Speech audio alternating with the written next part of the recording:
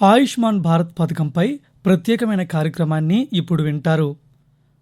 శ్రోతలకు నమస్కారం. పేద ధనిక తారతమ్యం లేకుండా దేశవ్యాప్తంగా 70 ఏళ్లు పైబడిన వారందరికీ కేంద్ర ప్రభుత్వం 5 లక్షల రూపాయల ఉచిత వార్షిక ఆరోగ్య బీమా సదుపాయాన్ని కల్పిస్తోంది. ఆయుష్మాన్ భారత్ ప్రధానమంత్రి జన్ ఆరోగ్య యోజన కింద కేంద్ర ప్రభుత్వం ఈ సదుపాయాన్ని అందుబాటులోకి తీసుకొచ్చింది. ఈ పథకం కింద అన్ని సామాజిక, ఆర్థిక వర్గాలకు చెందిన వృద్ధులకు వైద్య బీమా లభిస్తుంది. ఆయుష్మాన్ భారత్ పథకం గురించి వివరించేందుకు భారతీయ జనతా పార్టీ రాష్ట్ర అధికార ప్రతినిధి సాధినేని యామిని శర్మ గారు ఈరోజు మనతో పాటు మన ఆకాశవాణి స్టూడియోలో ఉన్నారు. వారిని అడిగి మరిన్ని వివరాలు తెలుసుకుందాం. నమస్కారం సాధినేని యామిని శర్మ గారు. నమస్కారం అండి. మేడం, అసలు ఆయుష్మాన్ భారత్ పథకం అంటే ఏమిటి, దాని గురించి తెలియచేయండి. మనకి కేంద్ర ప్రభుత్వం ముఖ్యంగా గడిచిన 10 సంవత్సరాల్లో నరేంద్ర మోదీ గారు ప్రధానమంత్రి అయిన తర్వాత ఇటు దేశంలోని అన్ని వర్గాల వారికి సంక్షేమ పథకాలని అలాగే అభివృద్ధి ఫలాలను అందిస్తూనే ఉన్నారు. అందులో పేద వర్గాల ప్రజలకి అలాగే ఆర్థికంగా వెనుకబడినటువంటి వర్గాల ప్రజలకి ఉచితంగా ఆరోగ్యాన్ని అందించాలి అన్న లక్ష్యంతో 2018 ఏప్రిల్ 1 నుంచి ప్రారంభించినటువంటి స్కీమ్ ఆయుష్మాన్ భారత్.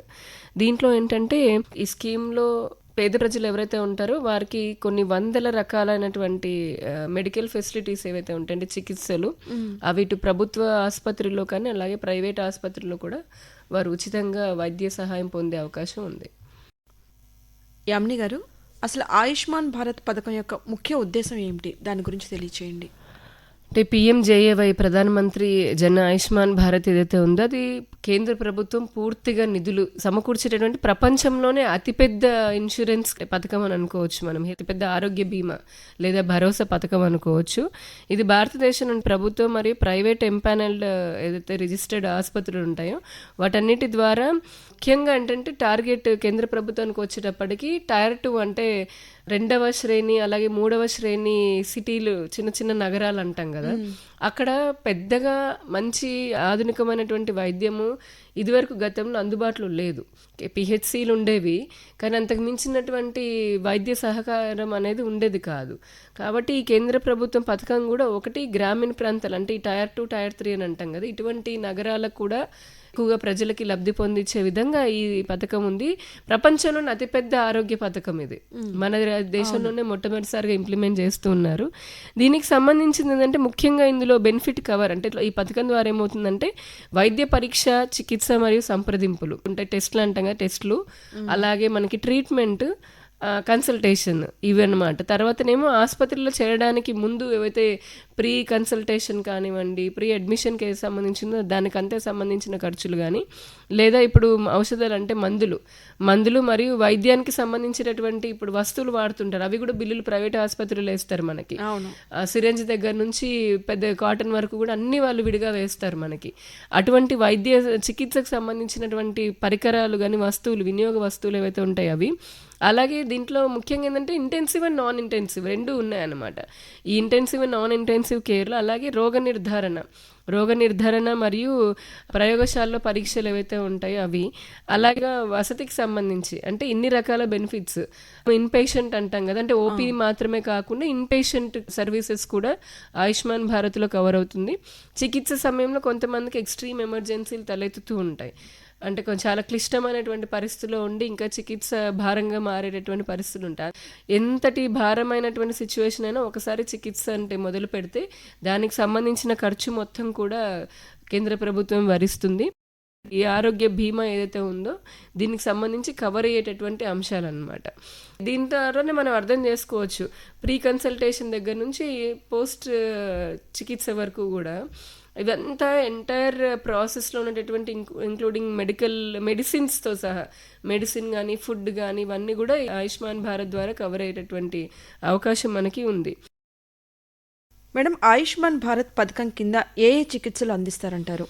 ఇప్పుడు మనకి ఏదైతే సాధారణంగా మనము ప్రైవేట్ ఆసుపత్రిలో గనక అంటే మనకి ప్రైవేట్ హెల్త్ ఇన్సూరెన్స్లో ఒకవేళ ఉదాహరణకు కొన్ని కంపెనీలు ఇస్తుంటాయి, వాటి ద్వారా ఏంటంటే ఏదైనా ఇన్సిడెంట్ లేదంటే మనకి ఏదైనా జబ్బు వచ్చింది అనుకోండి, మనం వెళ్ళినప్పటి నుంచి ఆ సర్జరీ వరకు కూడా ఆ తర్వాత పోస్ట్ సర్జరీ ఏదైతే ఉంటుందో అటువంటివన్నీ కూడా ఎలా అయితే మనకి ఆ ప్రైవేట్ ఇన్సూరెన్స్ ఇస్తుందో అలాగే ఆయుష్మాన్ భారత్ ద్వారా కూడా వైద్య పరీక్షలు ఇనీషియల్గా ఏదైనా ఐడెంటిఫై చేయాలని అనుకోవడానికి, అంటే ఎవరికి ఏమైనా ఇబ్బందిగా ఉందనుకోండి చూపించుకోవడానికి వెళ్ళినప్పుడు చేసేటటువంటి వైద్య పరీక్షలు, ఆ తర్వాత ఆసుపత్రులు చేరినప్పుడు ఉండేటటువంటి ఇన్ రూమ్ ఉంటాయి కదా, అంటే రూమ్ రెంట్లని లేదంటే డాక్టర్ విజిట్స్ అని చెప్పని ఇట్లాంటివి, తర్వాత చికిత్సలు, కన్సల్టేషన్స్, ఆ తర్వాత మళ్ళీ హాస్పిటలైజ్ అవ్వడానికి ప్రీ కన్సల్టేషన్ ఏదైతే ఉంటుందో ముందుగా మనం వెళ్తూ ఉంటాం కదా, అంటే ఒకసారి వెళ్ళి చూపించుకొని తర్వాత డాక్టర్ ఏదైనా పలానా తేదీ నాడు వచ్చి అడ్మిట్ అవ్వండి ఇట్లాంటివి ఉంటాయి కదా, అలాంటి ప్రీ కన్సల్టేషన్ ఏవైతే ఉంటాయో ఆ ఖర్చులు, అలాగే నాన్ ఇంటెన్సివ్ కేరు, మళ్ళీ ఇంటెన్సివ్ కేర్ కూడా మనం ఐసీయూ అంటుంటాం కదా,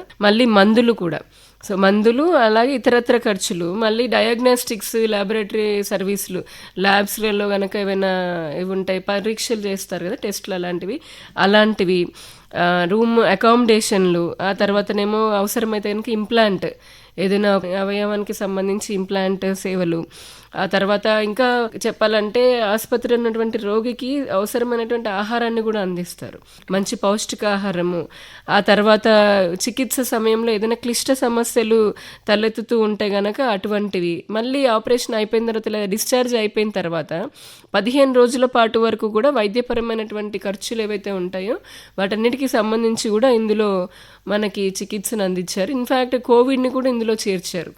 ఓవరాల్గా ఇప్పుడు మనకి ప్రైవేట్ హెల్త్ ఇన్సూరెన్స్ ఏవైతే ప్రీ కన్సల్టేషన్ దగ్గర నుంచి పోస్ట్ డిశ్చార్జ్ వరకు ఏవైతే ఉంటుందో, అంటే డిశ్చార్జ్ అయిన తర్వాత, అలానే ఇక్కడ కూడా డిశ్చార్జ్ అయిన తర్వాత 15 రోజుల వరకు ఈ మొత్తం పీరియడ్లో అయ్యేటటువంటి వైద్య పరీక్షలు కానీ, వైద్య చికిత్స కానీ, మందులు కానీ, ఆహారం కానీ, ఇటువంటివన్నీ కూడా ఆయుష్మాన్ భారత్ ద్వారా ప్రభుత్వమే భరిస్తుంది అన్నమాట.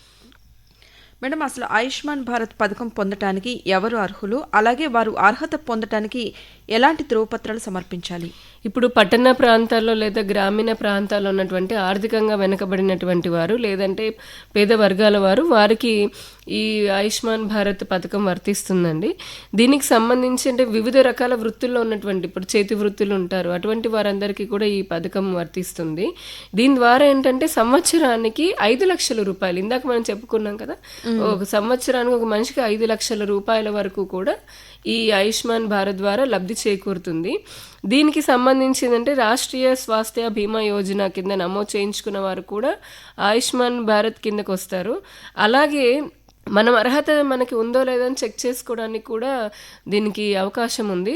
మనము అసలు ముందంటే ఎక్కడెక్కడ ఏ ఆసుపత్రుల్లో ఈ ఆయుష్మాన్ భారత్ వర్తిస్తుందని కూడా తెలుసుకోవడానికి వెబ్సైట్ ఉంది.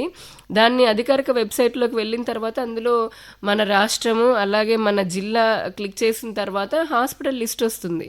జిల్లాల వారీగా ఆయుష్మాన్ భారత్ ఉన్నటువంటి ఆసుపత్రి లిస్ట్ వస్తుంది. ఇందులో ఉన్నది ఏంటంటే ప్రైవేట్లో కూడా చేయించుకోవచ్చు. సో ప్రభుత్వ ప్రైవేటు హాస్పిటల్స్ ఏవైతే ఉన్నాయో వాటిలో పేర్లు వస్తాయి. మనం దాన్ని ఎంపిక చేసుకున్న తర్వాత అందులో ఉన్నటువంటి మెడికల్ స్పెషాలిటీ, అంటే ఇప్పుడు గుండెకి సంబంధించిందా లేదా లివర్కి సంబంధించిందా లేదా కాళ్ళకనో ఎముకలకనో ఇలాగా మనం స్పెషాలిటీని కూడా ఎంచుకోవచ్చు అనమాట. ఆ తర్వాత ఒక క్యాప్చా కోడ్ అని ఇస్తారు, అంటే వెరిఫికేషన్లా అక్కడ వెబ్సైట్లో ఇచ్చినప్పుడు అది ఎంటర్ చేస్తే మనకి ఏ ఆసుపత్రి ఉందో దాని పేరు వచ్చేస్తుంది. ఇంకా క్లియర్గా చెప్పాలని అంటే మనం అలా ఎంటర్ చేస్తున్నప్పుడు మనం చేయాల్సిందల్లా మన మొబైల్ నెంబర్, అంటే అది అడుగుతుంది అనమాట మొబైల్ నెంబర్. ఆ మొబైల్ నెంబర్ని ఎంటర్ చేసిన తర్వాత ఓటీపీ వస్తుంది. ఓటీపీ ఇచ్చిన తర్వాత ఇందా నేను చెప్పినట్టుగా ఎన్ని ఆసుపత్రులు ఉన్నాయి, ఏమేమి స్పెషాలిటీలు ఉన్నాయి, ఇవన్నీ కూడా మనకి వెబ్సైట్లో వచ్చేస్తుంది. లేదంటే కనుక మనకి ఎంపానల్డ్ హెల్త్ కేర్ ప్రొసీజర్ అని చెప్పనంటే వాళ్ళు కూడా జిల్లాకు వాళ్ళు ఉంటారు, వాళ్ళని కూడా మనం సంప్రదించవచ్చు. ఇది కూడా కాకపోతే ఆయుష్మాన్ భారత్కి సంబంధించి టోల్ ఫ్రీ నెంబర్ ఉంది, 14555 లేదా 1800111565 కూడా ఫోన్ చేసి మనము లబ్ధి అంటే అర్హత ఉందో లేదో కూడా తెలుసుకోవచ్చు. అలాగే ఆసుపత్రి ఎక్కడెక్కడ ఉన్నాయన్న డీటెయిల్స్ కూడా తీసుకోవచ్చు. దానికి నమోదు చేయించుకోవాలంటే ఏదైనా సరే గుర్తింపు కార్డు, భారత ప్రభుత్వం కానీ రాష్ట్ర ప్రభుత్వం కానీ ఇచ్చినటువంటి ఏదైనా గుర్తింపు కార్డు లేదా ఆధార్ కానీ పాన్ కార్డు కానీ, అలాగే మనకు కావాల్సింది మొబైల్ నెంబర్, ఈమెయిల్ ఐడి, ఇవి కూడా ఉండాలి. ఇంటి అడ్రస్సు, ఒకవేళ వెనుకబడిన వర్గాల వారు ఉంటే కనుక వాళ్ళకి సంబంధించిన కాస్ట్ సర్టిఫికేట్ ఏదైతే కుల ధృవపత్రం ఉంటుందో అది, లేదంటే ఆదాయ ధృవపత్రము, లేదా కుటుంబ స్థితిగతులను తెలిపేటటువంటి ఎనీ ఇన్కమ్ సర్టిఫికేట్, ఇవి స్టాండర్డ్గా ఉండేటటువంటిది. మనం ఇంకా ఎక్కువగా కావాలని అనుకుంటే ఇందా చెప్పిన టోల్ ఫ్రీ నెంబర్కి చేసుకోవచ్చు అనమాట. దీనికి అర్హులు అని తెలిసిన తర్వాత కార్డు ఇస్తారు, ఆయుష్మాన్ భారత్ కార్డు ఇస్తారు. ఈ కార్డు జారీ చేసే ముందు మీ ఆధార్, అంటే కార్డు వాళ్ళు ఇష్యూ చేయడానికి ముందు మన దగ్గర ఒరిజినల్ ఆధార్ చెక్ చేసుకుని, ఆధార్ కానీ ఏదైనా సరే అడ్రస్ ఐడెంటిటీ చూసుకొని దాన్ని పరిశీలించిన తర్వాత అప్పుడు మనకి కార్డు ఇష్యూ చేస్తారు. చేసిన తర్వాత మనకి ఆసుపత్రిలో ఇందాక చెప్పినట్టుగా ఏదైనా చికిత్స కావాలని అనుకున్నప్పుడు ఆయుష్మాన్ భారత్కి సంబంధించిన కియాస్క్లు ఉంటాయి. అంటే చిన్న చిన్న ప్రతి ఆసుపత్రిలో ఒక మనిషి కూర్చొని ఉంటాడు, అంటే గొడుగులాగా పెట్టుకొని కూర్చొని ఉంటాడు అనమాట, టేబుల్ వేసుకొని. సో అతని దగ్గరికైనా వెళ్ళి తెలుసుకోవచ్చు, లేదా వాళ్ళ దగ్గరికి వెళ్ళి కార్డు ఇచ్చి మాకు ఇలా ఉందని అంటే వాళ్ళు కూడా మనల్ని ఆసుపత్రిలో చికిత్స కోసం ఎన్రోల్ చేస్తారనమాట. ఈ పథకం కింద ఆడవాళ్ళు, వృద్ధులు అందరూ కూడా ఇటీవల కాలంలోనే నరేంద్ర మోదీ గారు అంటే మొన్న బడ్జెట్లో 70 సంవత్సరాలు పైబడిన వ్యక్తుల వృద్ధులందరికీ కూడా ఈ పథకాన్ని వర్తింప చేస్తూ తీసుకొచ్చినటువంటి నిర్ణయం. సీనియర్ సిటిజన్స్ ఎవరైతే ఉన్నారో దేశవ్యాప్తంగా కొన్ని కోట్లాది మంది సీనియర్ సిటిజన్ దీని ద్వారా లబ్ధి పొందుతూ ఉన్నారు. ఇప్పటికీ వారందరూ కూడా హర్షిస్తూ ఉన్నారు. చాలా హెల్ప్ఫుల్. ఎందుకంటే ఇవాళ రేపు సంపాదించే దాంట్లో అత్యధిక శాతము పిల్లల వైద్యానికి లేదంటే విద్యకే ఖర్చు అవుతుంది. అంటే మనిషి సగటు మనిషికి తనకి వైద్య ఖర్చులు మితిమీరిపోతున్నాయి. పేద మధ్యతరగతి కుటుంబాలకు అసలు వైద్య సహాయం అందే పరిస్థితి లేదు. గవర్నమెంట్ ఆసుపత్రిలో ఇప్పుడిప్పుడు ఇన్ఫ్రాస్ట్రక్చర్ బాగా మెరుగవుతుంది. గడిచిన కొన్ని సంవత్సరాల్లో కేంద్ర ప్రభుత్వము బడ్జెట్ని కూడా చాలా పెంచారు గతంతో పోల్చుకుంటే. 10 ఏళ్లకు ముందు గవర్నమెంట్ ఆసుపత్రులు ఎలా ఉన్నాయి, అక్కడ ఎక్విప్మెంట్స్ ఎలా ఉన్నాయి, మందులు నాణ్యమైనటువంటి మందులు ఉండేవి కాదు. ఇప్పుడు చూస్తే కనుక మనకి నాణ్యమైన మందులు దొరుకుతున్నాయి, మంచి చికిత్సలు దొరుకుతున్నాయి.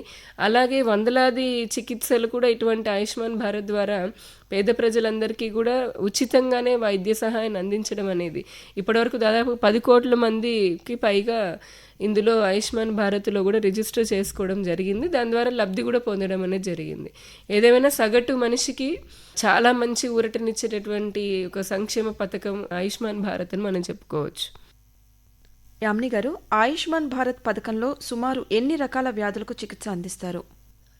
ప్రజెంట్ అయితే కనుక 1393 రకాలైనటువంటి చికిత్సలకి అందిస్తున్నామండి. కాకపోతే దీనికి సంబంధించినంటే ఆయుష్మాన్ భారత్ పథకం కింద కవర్ చేయబడేటటువంటి వ్యాధులు ఏవైతే ఉంటాయంటే కంటి శుక్లం కానీ, లేదంటే ప్రసూతి, పిల్లలు నవజాత శిశువులు అంటే డెలివరీస్ అట్లాంటివి ఏవైతే ఉంటాయో అవి, తర్వాత శిశు సంరక్షణ, ఎంఆర్ఐ మరియు అంటే పీటీ స్కానింగ్లు ఏవైతే ఉంటాయో అవన్నీ కూడా అటువంటి రోగ నిర్ధారణ కూడా మనకి పరీక్షలు కవర్ అవుతాయి. కానీ ఇందులో పరీక్షలు కవర్ అవ్వనివి ఏవైతే ఉన్నాయంటే ఇప్పుడు కాస్మెటిక్ సర్జరీ అంటే ఏదైతే కొంచెం శరీరానికి అందానికి సంబంధించినవి ఏవైతే ఉంటాయో అవి ఆయుష్మాన్ భారత్ కింద కవర్ అవ్వవు. ఉదాహరణకి దంత విధానాలు కానీ, లేదంటే కనుక మేజర్ ఆర్గాన్ ఇంప్లాంటేషన్స్ కానీ, లేదా ఊబకాయము, వంధ్యత్వము, మానసిక అనారోగ్యము, ఇటువంటివి ఆయుష్మాన్ భారత్ ద్వారా కవర్ కానివి. మిగతా ఎంత చెప్పినట్టుగా దాదాపు 1390కి పైగా అన్ని రకాలుగా మిగతావన్నీ కవర్ అవుతాయి. ఇప్పుడు ఇందా చెప్పినట్టు కాస్మెటిక్ ఇవన్నీ మామూలు ప్రైవేట్ ఇన్సూరెన్స్లో కూడా కవర్ కావు. యామిని శర్మ గారు, ఈ ఆయుష్మాన్ భారత్ పథకాన్ని మరింతగా ముందుకు తీసుకువెళ్ళడానికి ఇటు అన్ని రాష్ట్రాలు కానీ కేంద్ర ప్రభుత్వానికి సహకరిస్తున్నాయంటారా? ఇంత మంచి లక్ష్యంతో ఏర్పాటు చేయబడినటువంటి కార్యక్రమం ఏదంటే పథకం ఉందో, కానీ దీన్ని కూడా రాజకీయ దురుద్దేశంతో చేయాలని చెప్పని కొన్ని రాష్ట్రాల్లో ఉన్నటువంటి ప్రభుత్వాలు పేద ప్రజలకు అందించే సహకారాన్ని కూడా వాళ్ళు మర్చిపోయి రాజకీయ కక్షపూరితంగా ఉన్నారు. కానీ చాలా దురదృష్టకరం. అటువంటి వ్యక్తులు ఆలోచించుకోవాల్సింది ఏంటంటే నిజమైనటువంటి పేదలు ఉన్నారు, వారందరికీ ఇట్లా మనిషికి 5 లక్షల రూపాయల ఉచిత వైద్య సహాయాన్ని వాళ్ళు చేజేతులారా నిరాకరించినట్టే. ఇప్పుడు ఆయుష్మాన్ భారత్ మన రాష్ట్రంలో కూడా ఇంప్లిమెంట్ అవుతుంది. దీనికి సంబంధించి కూడా మన రాష్ట్రంలో కూడా కొన్ని వేలాది ఆసుపత్రులు ఆయుష్మాన్ భారత్కి సంబంధించి ప్రైవేట్ ఆసుపత్రులు కూడా రిజిస్టర్ చేసుకొని ఇప్పటికే మన రాష్ట్రంలో కూడా దాదాపు చాలా లక్షల మందికి సదుపాయాన్ని అందించాయి, చికిత్సను కూడా అందించాయి. అంటే ఒకటి కేంద్ర ప్రభుత్వం ప్రవేశపెట్టినదైనా రాష్ట్ర ప్రభుత్వాలు ప్రవేశపెట్టినదైనా కేవలం అది ప్రజల కోసమే అని చెప్పని అర్థం చేసుకొని కేంద్రం ఇచ్చేటటువంటి సహకారం అయితే ఉందో అది ప్రతి రూపాయి ఒడిసిపెట్టుకోవాలని రాష్ట్ర ప్రభుత్వాలకు ఉండాలి. కేంద్ర ప్రభుత్వం సిద్ధంగా ఉంది. ఇప్పుడు 10 కోట్ల కుటుంబాలు రిజిస్టర్ అయి ఉన్నాయి. ఇంకొక 10 కోట్ల కుటుంబాలకు ఇవ్వడానికి కూడా కేంద్ర ప్రభుత్వానికి అభ్యంతరం ఏమీ లేదు. ఆయుష్మాన్ భారత్కు సంబంధించి ఎన్నో విషయాలు మా శ్రోతలకు చాలా చక్కగా తెలియజేశారు. ధన్యవాదాలు యామిని శర్మ గారు. ధన్యవాదాలండి. ఆయుష్మాన్ భారత్ పథకంపై ప్రత్యేకమైన కార్యక్రమాన్ని ఇప్పటి వరకు విన్నారు. అతిథి సాధినేని యామిని శర్మ, బీజేపీ రాష్ట్ర అధికార ప్రతినిధి, వ్యాఖ్యాత కె రాణి. సమర్పణ ప్రాంతీయ వార్తా విభాగం, ఆకాశవాణి విజయవాడ కేంద్రం.